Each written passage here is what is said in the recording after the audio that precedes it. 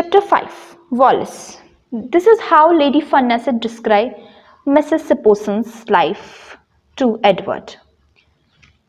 Wallis was born in Baltimore. She never knew her father. He died when she was 5 months old. But her mother was a strong and loving woman, and Wallis was a very happy child. When she was 20, she married a man called Winfield Spencer. For the first few years, they were happy together, but one day, Winfield lost some money in the street and he was very angry.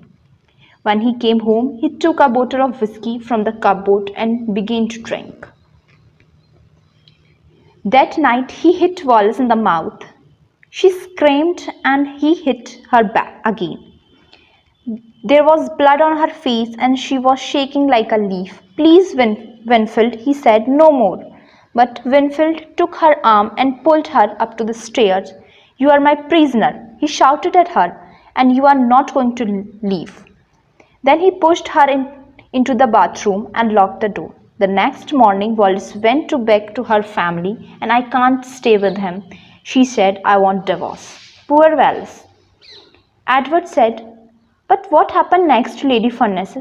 "Well," said Lady Farnese, "a few months later she met a fine man called Ernest Simpson. He's quiet but interesting. They got married and they now live in this beautiful flat in the center of London." "And are they happy?" asked Edward. Lady Farnese looked at the prince and smiled. "I don't know, sir," she said. "I don't know." During the next 2 years, the prince saw Wallis once or twice a week. They had the same friends and they often met at parties. Mrs. Simpson knew a lot about life. Edward once said he loved books, food, people, and travel.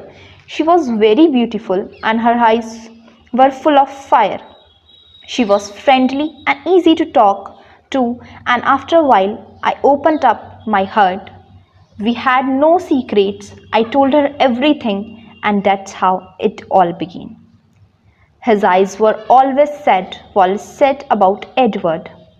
And sometimes he looked like a child, so young, so quiet, so weak. He had no real friends. Perhaps people were a little afraid of me, but he was a warm and kind man. When he talked to him, I felt my heart jump. I wanted to be alone with him, but I knew that wasn't possible. Did the prince love me in those early days? No, I don't think so. But each time we met, we just felt closer and closer. In June 1933, Edward gave a birthday party for Wallis, and during the next few months, he visited the Simpsons' flat in London almost every day. One evening, the prince took Wallis and Ernest to go skiing in Australia. "I'm sorry, sir," Mr. Simpson replied. "I have to go to America on business. But perhaps Wallis and her aunt can come with you." "We went to Kitchbull as friends," Wallis wrote later, "but when we came home, we were in love. And a few months later, Prince asked me to marry him.